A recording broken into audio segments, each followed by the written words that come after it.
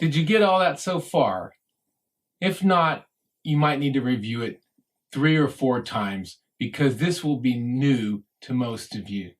It's okay. You're learning about research. You're learning a new way of thinking. Now that you have seen what elements are necessary to develop a research question, we can move on to perhaps the most difficult task in your master's or PhD, which is creating your own research question.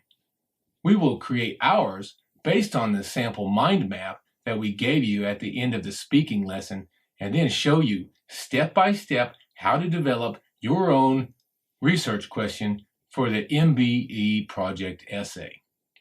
You're going to need to have your research outline by the end of this lesson ready for your tutor to review. Take a look again at our mind map from the previous lesson. Notice that there is a clear definition of climate change. A clear definition is important when deciding what you will research. This will be covered in the defining lessons later in the course.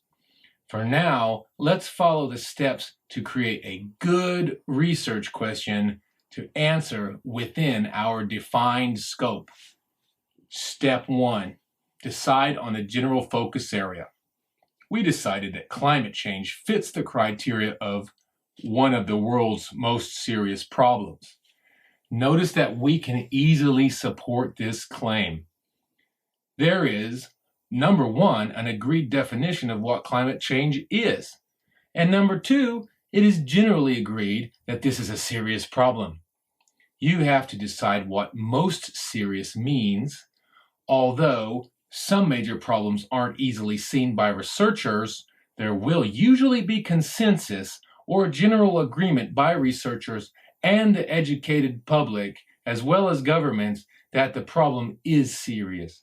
We made a convenient list of serious problems for you in the previous lesson, and there's a link in the description below to several topics if you need help. These are sometimes also called wicked problems. Remember, researching for a degree is not necessarily about identifying something new. It's more about original thinking, your original thinking on the topic. So that's all for step 1. Step 2, decide on the specific focus area.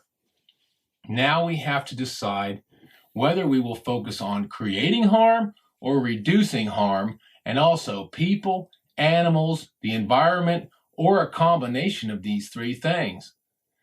Since we have a soft spot for animals, like Dr. Ward's dog seen here in the photo, we want to see how language is used to reduce harm for animals. So we've already made progress. We've decided based on the elements of the question that the language surrounding climate change could contribute to reducing harm for animals.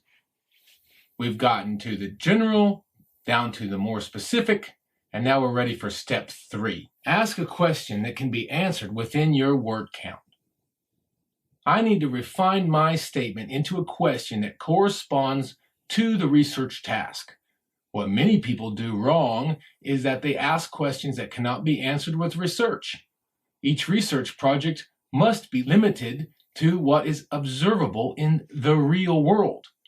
Is there a God? That question isn't really answerable within a few pages, and neither is how do we solve climate change? You might think you have a quick answer, but there just isn't one. People fill volumes and volumes, and there's thousands of papers each year published about this topic with different answers. Therefore, in this step, you must transform your topic into a question that can be answered within the limitations of your word count and observable phenomenon. In other words, data from other research and studies. You can be more or less specific at a later stage. We'll get more and more specific as the course goes on and refining your research question and narrowing your topic. For now, this question includes all the required elements and gives us a starting point for the next stage of the outline. So what is the question? This is what we've come up with based on our narrowing and using the techniques we just taught you. How does language contribute to reducing the harmful effects of climate change for animals?